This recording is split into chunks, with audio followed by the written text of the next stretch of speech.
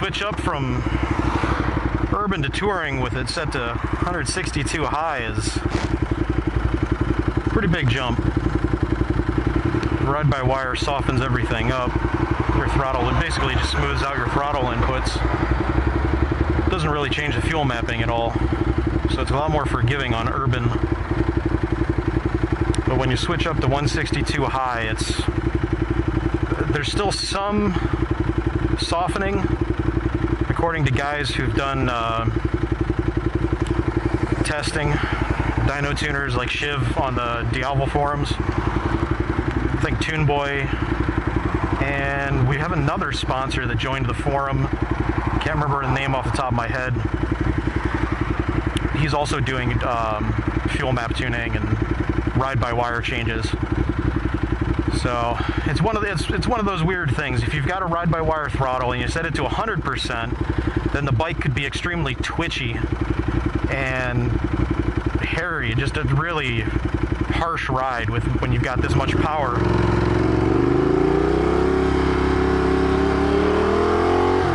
Which is why I think it's laughable that people are like, oh God, I need the H2R.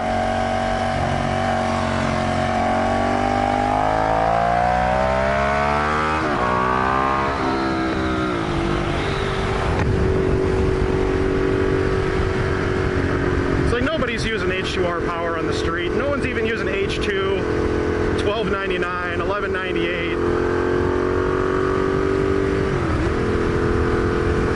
Not really even the 1098. Those bikes get up to 170 plus miles per hour. And for the street, what you want is gobs of torque, but rideable torque, which is the nice thing about the Diavel. The ride modes let you smooth it out at will, and it's a pretty wild but tamed ride.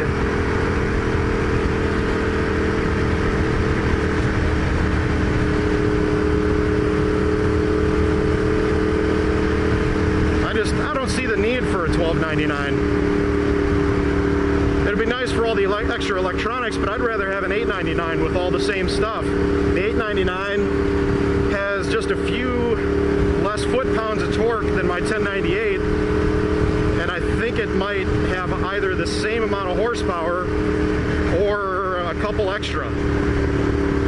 So it's like, okay, would I rather have something that's even lighter than the 1299, has as much power as a 1098 and will do 170 miles per hour, or do I want something that is just completely ridiculous, will do probably at least 200 miles per hour on a long straight, and be higher in insurance rates, more expensive.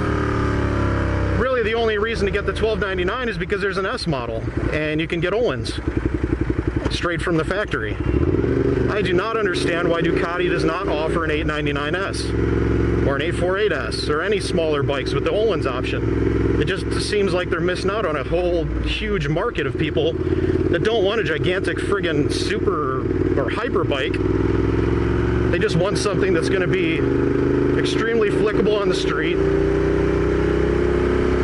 still have gobs of power, but use less fuel, lighter weight, cheaper to insure, and offer all the same features as the premier leader bike. I mean, shit, just chop a couple grand off the price of the 1299 and say the 1299S is like 25 or 25,000.